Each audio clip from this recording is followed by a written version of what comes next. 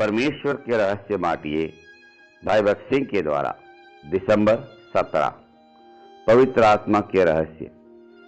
अगर उसका आत्मा जिसने मसीह को मृतकों में से जीवित किया तुम में निवास करता है, तो वह जिसने यीशु को मृतकों में से जीवित किया है तुम्हारी मरणहार देहों को भी अपने आत्मा के द्वारा जो तुम में वास करता है जीवित करेगा।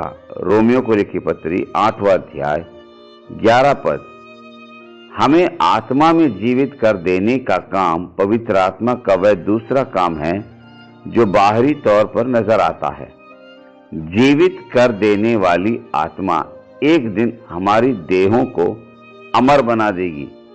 हमें अमर महिमामय स्वर्गीय आत्मिक देह दी जाएगी और उस देह से हम उसे देखेंगे और जीवित कर देने वाली आत्मा की सामर्थ से उसके जैसे हो जाएंगे।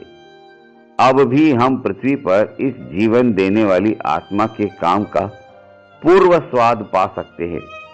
जब हम अपने आप को शारीरिक रूप में कमजोर महसूस करते हैं तब उसकी सेवा करने के लिए परमेश्वर हमें अतिरिक्त बल देता है।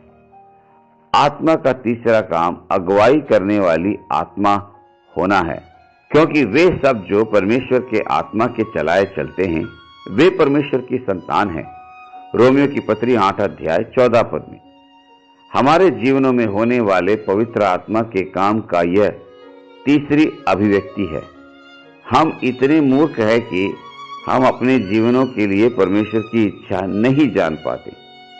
निर्बुद्धि न बनो, लेकिन यह जान लो कि प्रभु की इच्छा क्या है। एफिसियों को लिखी पत्री 5वां अध्याय 17 पद। परमेश्वर की इच्छा को एक निश्चित रूप में जानने के लिए आपके अंदर 7 गुना प्रमाण होना चाहिए। मैं एक संक्षिप्त रूप में आपको परमेश्वर की इच्छा के 7 गुना प्रमाण के बारे में बताता हूं। सबसे पहले पहला शमूएल 16 अध्याय 12 है। हम इसे पवित्र आत्मा की साक्षी कह सकते हैं।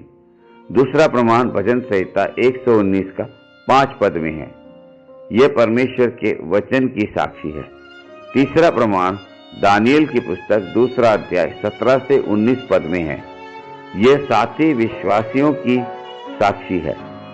चौथा प्रमाण यशायाह की पुस्तक 32 अध्याय 17 पद में है।